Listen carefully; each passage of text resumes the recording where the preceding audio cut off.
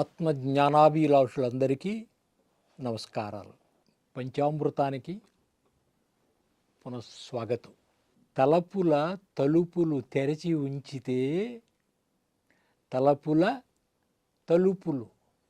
ఉంచితే అజ్ఞానపు దొంగలు చొరబడతారు. ఆలోచన రహితమైన ధ్యాన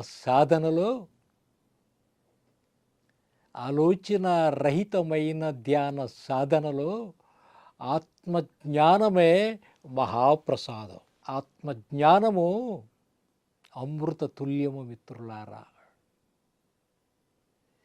దేహపరమైన దైవ ఆరాధనలో దైవ ప్రసాదం లభిస్తుంది మనకి. ఆత్మపరమైన ధ్యాన సాధనలో ఆత్మజ్ఞాన సాధనలో మనకి బుద్ధిపరమైన జ్ఞానామృతం లభిస్తుంది. ఇదే పంచామృతం.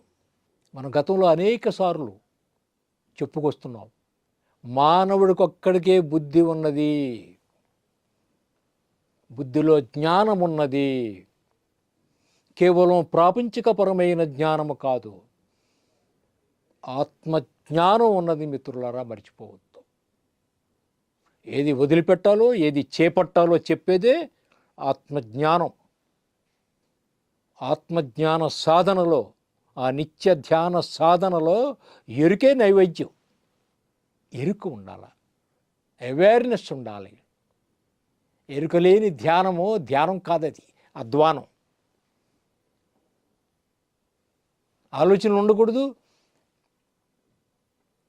ఎరుక ఉండాలి. ఏమెరుక? సాక్షితత్వమైన ఎరుక. ఎరుకే గమనము మిత్రులారా.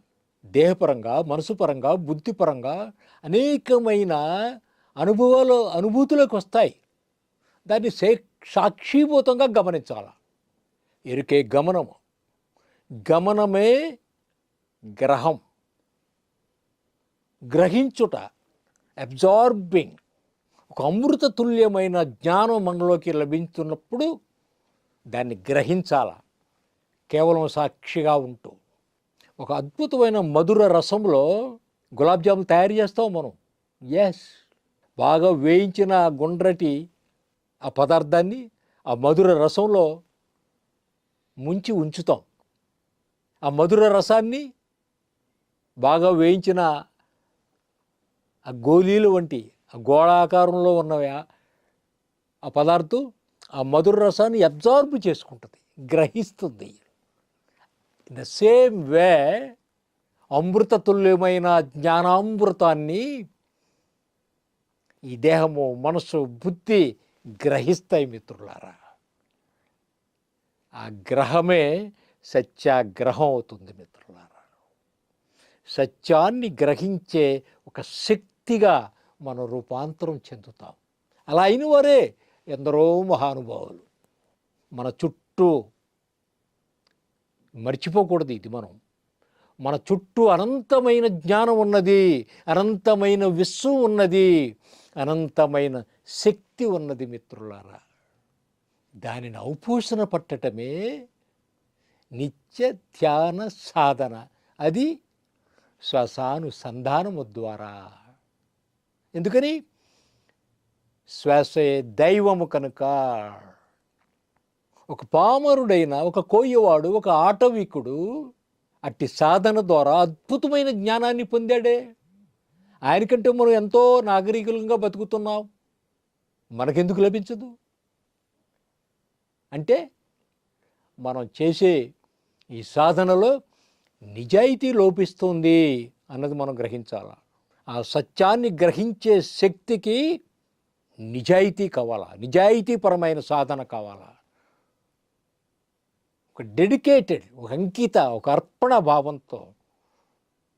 సో ఎరుకే ధ్యానము మిత్రులారా. ఆ ఎరుకే నైవేద్యం అంట.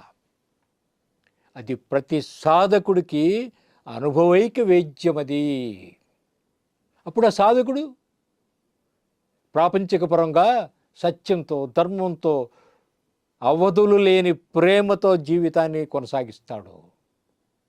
స్వర్గతుల్యమవుతుంది అతడి జీవితం ఇంతటి గొప్ప జ్ఞానామృతాన్ని పంచిపెట్టింది ప్రపంచ యావత్తు కూడా మన భారతదేశమే మిత్రులారా. అది యోగం అంటే. యోగం అంటే ధ్యానము. యోగ చిత్తవృత్తి నిరోధ. శక్తి ఉన్నది మనలో, కానీ వాటి నిండా ప్రాపంచకపు వృత్తులు పట్టుకున్నాయి మనకి. ఆ వృత్తుల్ని నిరోధించడమే యోగ చిత్తవృత్తి నిరోధ.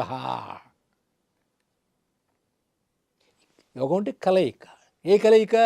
దేహము, మనస్సు, బుద్ధి, ఆత్మ, పరమాత్మ, ఈ ఐదింటి యొక్క ఐక్యత.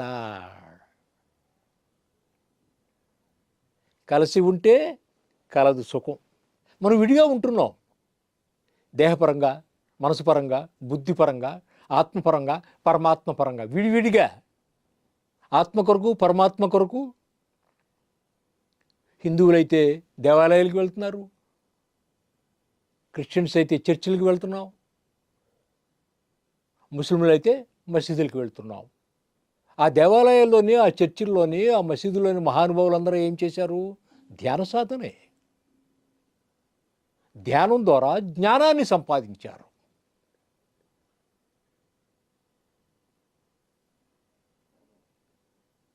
ధ్యాన సాధన ద్వారా మనకు లభించేది ఒక గొప్ప ప్రసాదం, జ్ఞానమే. ఇది శాశ్వతం, శాశ్వత తత్వం. ఈ దేహం పోయినా జ్ఞానంతోనే మళ్ళీ మళ్ళీ వస్తాడు ఈ భూమి మీదకు. ఈ అనంత జ్ఞానాన్ని, అనంత విశ్వాన్ని, అనంతమైన శక్తిని అవపోసన పట్టినాక, ఈ అనంత తత్వాన్ని అవపోసన పట్టినాక మరలా ఈ భూమి మీదకు, ద్వంద్వపూరితమైన ఈ భూమి మీదకు రావాల్సిన పనే లేదు. ఎందుకంటే ఇక్కడంతా ద్వంద్వమే. ఇది కర్మభూమి, ఇది యోగ భూమి కూడా. కర్మలు ఎలా చేయాలో కూడా చెప్పాడు యోగేశ్వరుడైన కృష్ణుడు. బ్రహ్మణ్యోదాయక. సో దేహపరంగా, మనసుపరంగా, బుద్ధిపరంగా జీవిస్తున్నాం.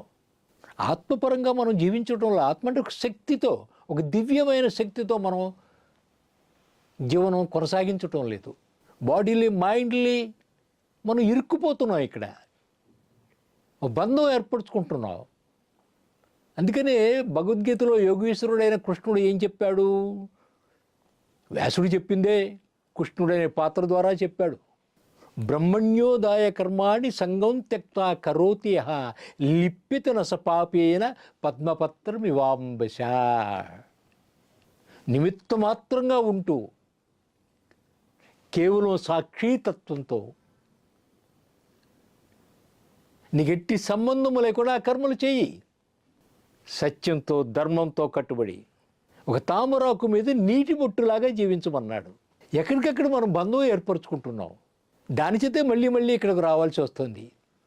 ఈ భూమండలానికి మించిన తలాలు, అద్భుతమైన తలాలు ఎన్నో ఉన్నాయి అనంత విశ్వంలో మిత్రులారా. ద్వంద్వపూరితమైనది. ఇక్కడ ఆత్మజ్ఞానం నేర్చుకోవడానికి వస్తున్నాం. ఇక్కడ ఇది ఒక పాఠశాల, ఇది ఒక అద్భుతమైన రంగస్థలము అన్నాడు షేక్స్పియర్. ఇక్కడ ఉత్తీర్ణం కావాలి. ఇక్కడ మనం ఈ ద్వంద్వపరమైన జ్ఞానంలో నిర్ద్వంద్వమైన స్థితికి చేరిన వాడే, ఒక అద్వైత స్థితికి చేరిన వాడే అద్భుతమైన లోకాల్లో విహరిస్తాడు. వాళ్ళే ఎందరో మహానుభావులు ఒక్కొక్కరు ఒక్కొక్క నక్షత్రంగా, గ్రహాలుగా, విశ్వ ప్రణాళికలో భాగంగా వాళ్ళు ఒక అద్భుతంగా ఈ విశ్వాన్ని, వాళ్ళ నేపథ్యంతోనే ఈ విశ్వం కొనసాగుతుంది. ఈ అనంత విశ్వము, ఈ అనంత జ్ఞానము, అనంత శక్తి నిత్యము, అనునిత్యము, నిరంతరం వ్యాపిస్తూ ఉంటుంది, విస్తరిస్తూ ఉంటుంది, ప్రవహిస్తూ ఉంటుంది మిత్రులారా. అలా మనం విస్తరిస్తూ, వ్యాపిస్తూ, ప్రవహిస్తూ ఉండాలి.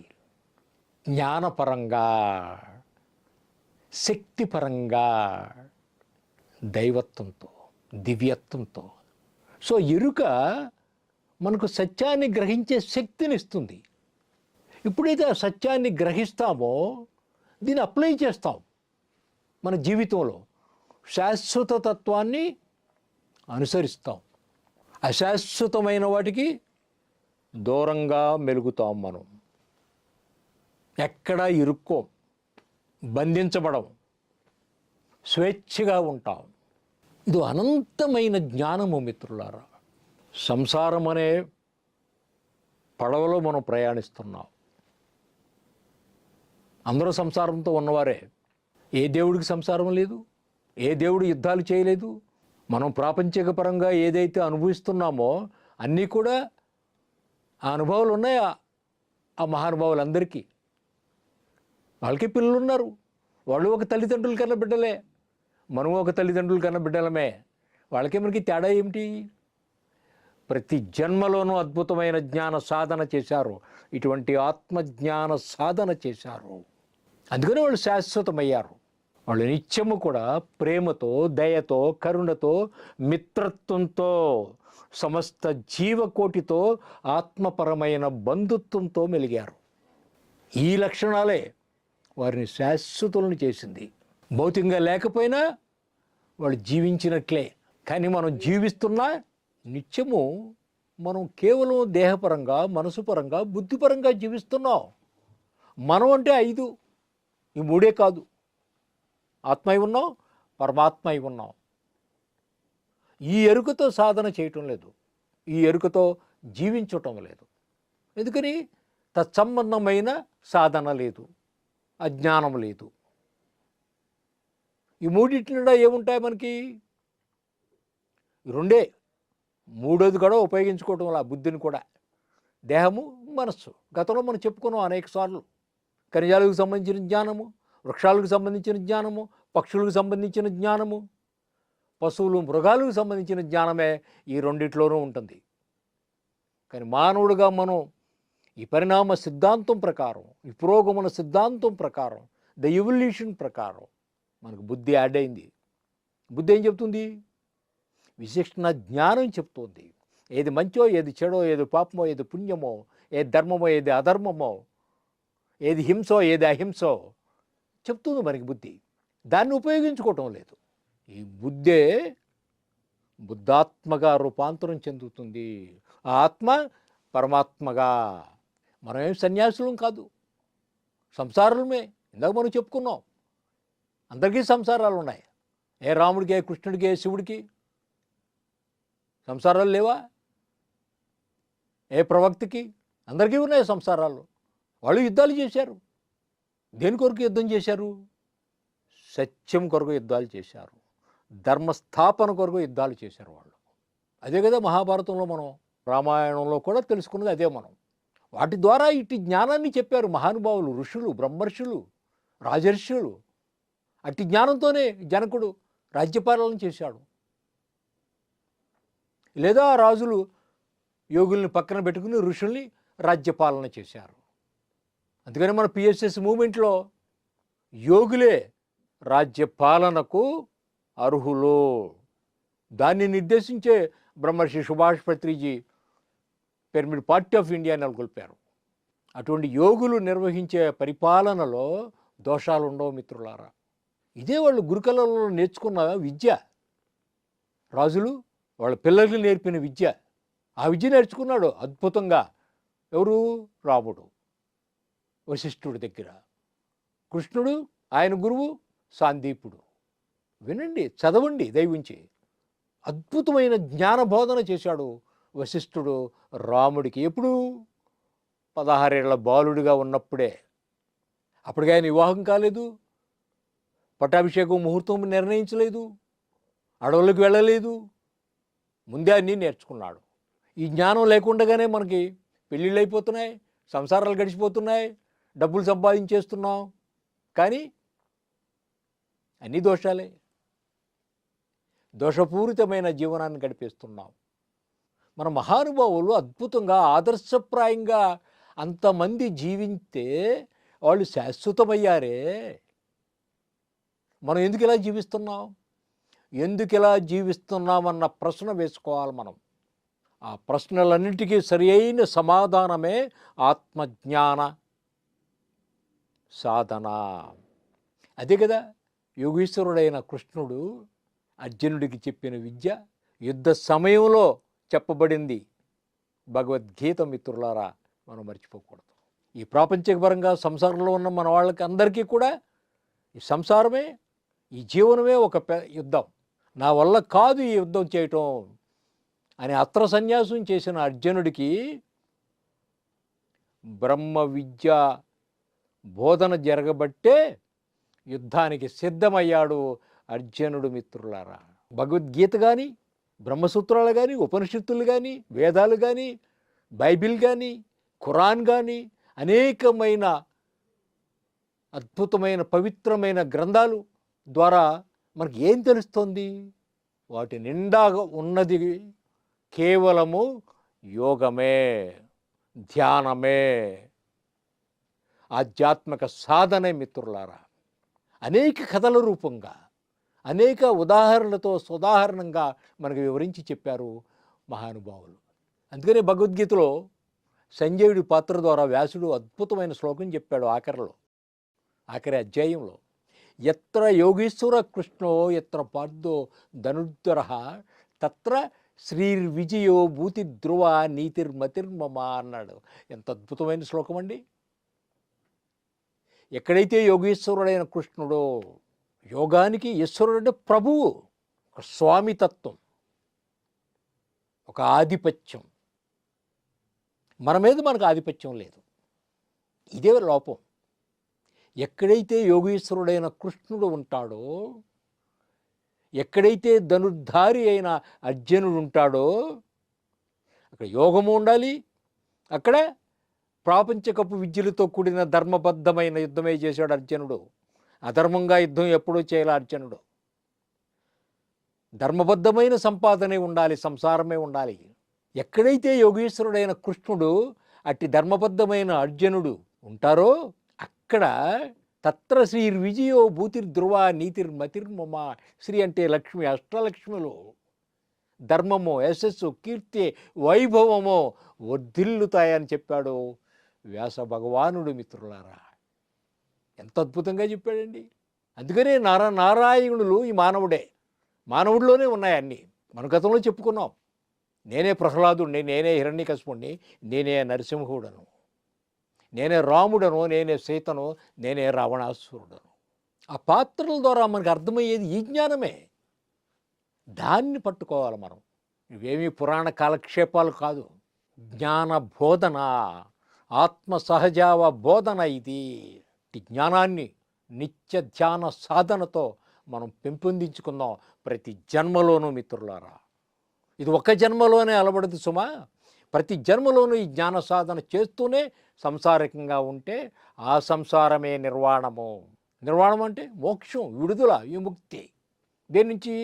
కేవలం ఈ దేహం నుండి, మనసు నుండి, బుద్ధి నుంచి కూడా ఆ నిర్గుణ నిరాకార నిర్వికారమైన ఆత్మగా. అంతేకాదు అగమ్యము, అగోచరము, అప్రమాణమైన పరమాత్మ తత్వాన్ని ఔపోసన పట్టాలి. పర అంటే ది హయ్యెస్ట్, పరతత్వము, పరాశక్తిని. అదే ప్రతి మానవుడి యొక్క లక్ష్యం కావాలా.